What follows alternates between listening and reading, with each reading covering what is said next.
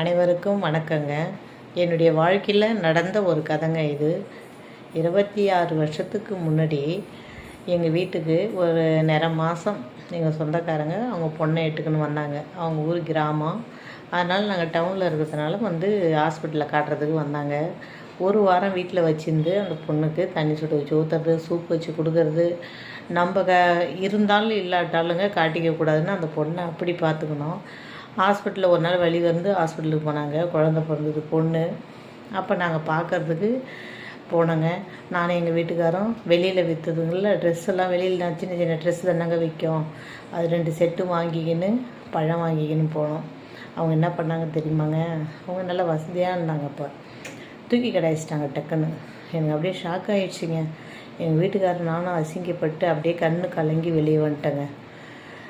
ஏன் இதை சொல்கிறேன்னா, இதை 26 வருஷத்துக்கு முன்னாடி நடந்த ஒரு கதைங்க. யாருக்கிட்டையாவது ஷேர் பண்ணணுன்னு நினச்சேன். உங்கள்கிட்டயே ஷேர் பண்ணியிருக்கேங்க இன்றைக்கி தான். இதுமாரி உங்கள் வாழ்க்கையிலையும் நடந்திருந்தா சொல்லுங்கள்.